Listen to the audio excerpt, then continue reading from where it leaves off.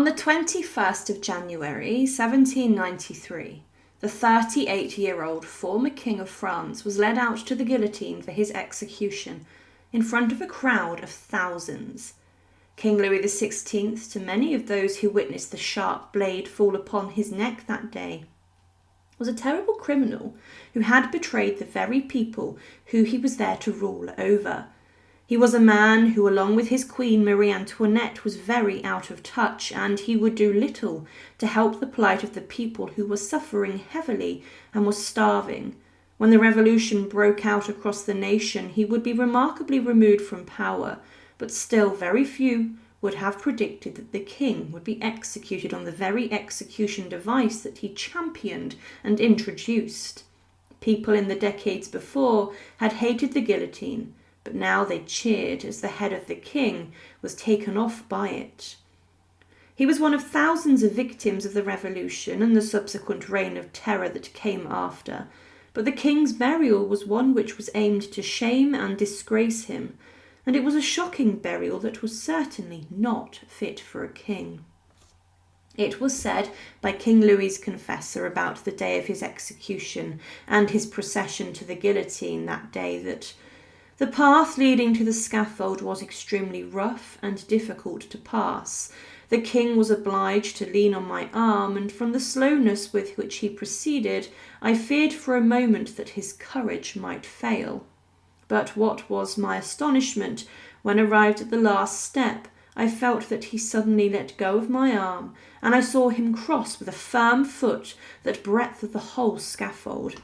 Silence by his look alone, 15 or 20 drums that were placed opposite to me, and in a loud voice that must have been heard at the Pont Tournant, I heard him pronounce distantly these memorable words: "I die innocent of all the crimes laid to my charge. I pardon those who have occasioned my death, and I pray to God that the blood you are going to shed may never be visited on France." On the scaffold, he was received by the execution in the Place de la Révolution in Paris, and the executioner and his assistants worked very quickly. Louis XVI wanted to address the crowd, but he was not allowed to do so, and people beckoned the executioners to get their work done, and they then strapped him to the board, which would be slid under the blade. He claimed, "Gentlemen, I am innocent of everything of which I am accused. I hope that my blood may cement the good fortunes of the French." There has been some debate as to whether the king's execution was actually botched or not, as the blade may have gone through his chin rather than his neck, as the executioner may have slightly mispositioned the former king due to his nerves. There were even some who claimed that Charles Henry Sampson, the executioner, had to press down on the blade to finally sever the king's neck. But following this, there are some images that show the king's head being fastened to a pole and then displayed in front of the huge crowd so that everyone could see. There were people who rushed to the scaffold to dip their handkerchiefs in the blood of the king. However, what came next was the rushed and quick burial of King Louis XVI. His body and head were placed on the back of a cart, and he was transported to the old church of the Madeleine to be buried. He was not allowed to be buried alongside the remains of his father, but a short memorial service did take place at the church for the king, shockingly. 2 priests who had sworn support and fealty to the revolution were allowed to perform this ceremony. Inside of the graveyard there was a hastily dug grave waiting for the king, and it was claimed that during the burial ceremony by one of the priests that I called for silence. A detachment of gendarmes showed us the body. It was clothed in a white vest and grey silk breeches with matching stockings. We chanted vespers and the service for the dead. In pursuance of an executive order, the body lying in its open coffin was thrown onto the bed of quicklime at the bottom of the pit and covered by one of earth, the whole being firmly and thoroughly tampered down. Louis XVI's head was placed at his feet. So what had happened is that the king's body was placed in an open coffin, and his head was placed between his legs in what was said to have been an act of disgrace and shame.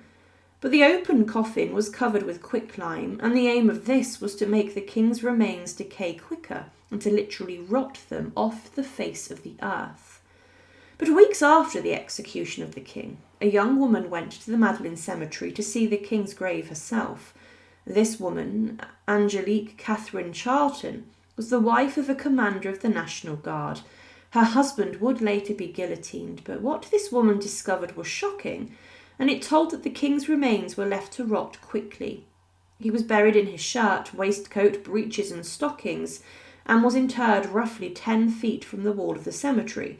The grave had not been dug at the required depth of 12 feet when the burial party arrived, meaning the king was buried in a shallow grave, as the need to bury him quickly was done rather than allowing the grave diggers to finish the job properly.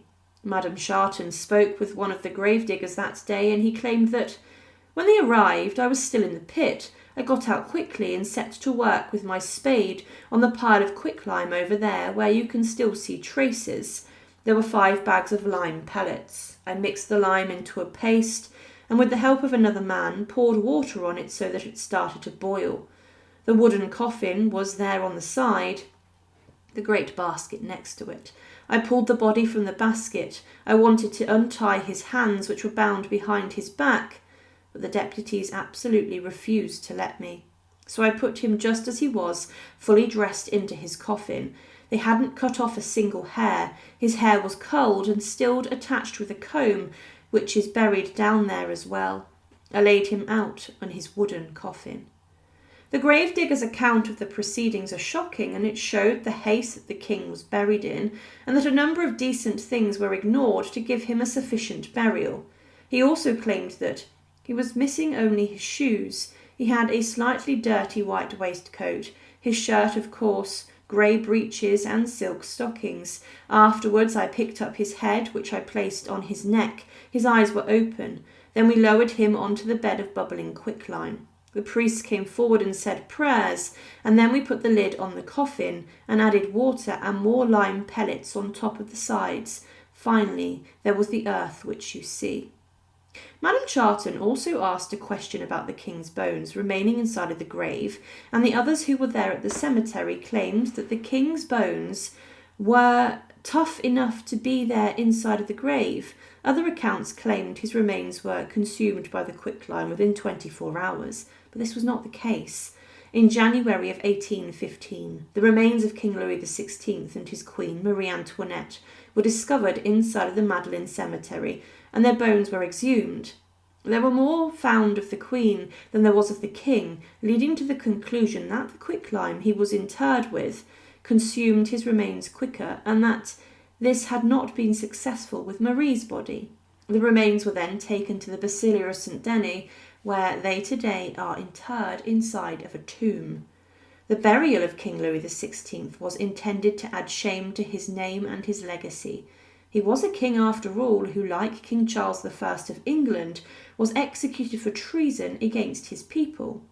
The revolutionaries wanted his name dragged through the mud, and there were a number of issues specifically with the king's grave. Firstly, it was not dug deep enough, and it was not at the required 12 feet for burials, leading to the fact it would have been easier for his bones to be dug up if the cemetery was not so heavily guarded. Also, the king's head was placed between his legs to shame him, to signal that this man died in disgrace, and also his remains were buried in the same clothes that he was executed in. A small ceremony did take place, but nothing significant, and quicklime was placed around his body so it would decay quicker.